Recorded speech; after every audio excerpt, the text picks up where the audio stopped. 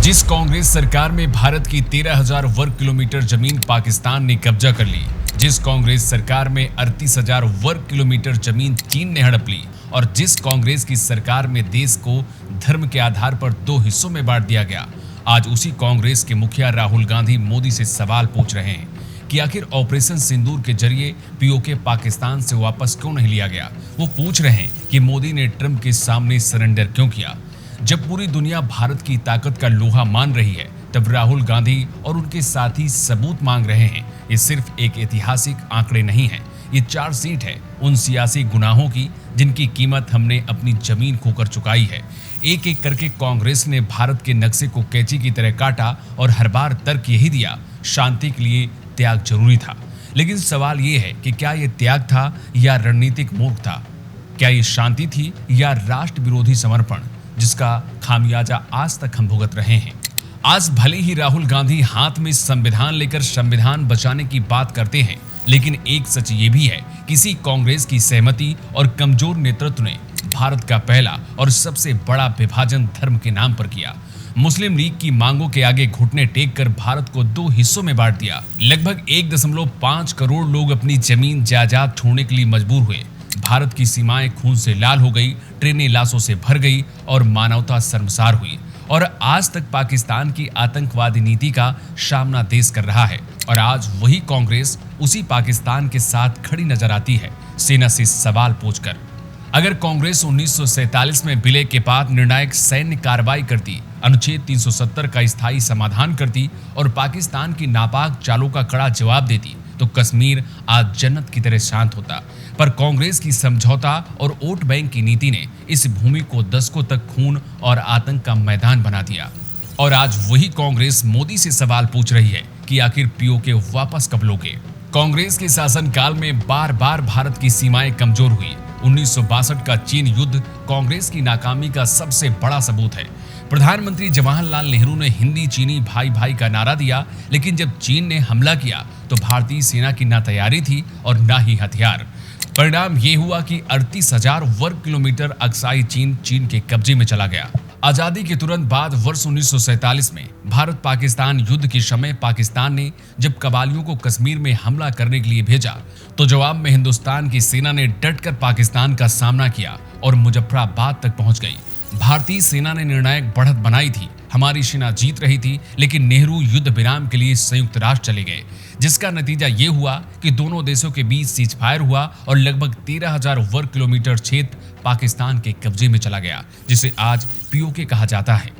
युद्ध रोकने का निर्णय पंडित नेहरू का था, जिन्होंने मामला संयुक्त राष्ट्र में ले जाकर स्थायी समस्या खड़ी कर दी। ये कांग्रेस की कमजोर नीति का सबसे बड़ा नतीजा था। यानी पीओके की समस्या का बीज किसी और ने नहीं बल्कि कांग्रेस ने ही बोया था। कांग्रेस सरकार बातचीत का रास्ता चुनती रही और देश टुकड़ों में बंटता रहा। कुछ इसी तरह 1974 में इंदिरा गांधी की सरकार ने कच्चा द्वीप श्रीलंका को सौंप दिया था, बिना किसी संसद के मंजूरी के। ये वही द्वीप था जहां भारतीय मछुआरे सदियों से मछली पकड़ते थे और वहां आराम करते थे। कांग्रेस की इस गलती का खामियाजा आज भी हजारों भारतीय मछुआरे भुगत रहे हैं।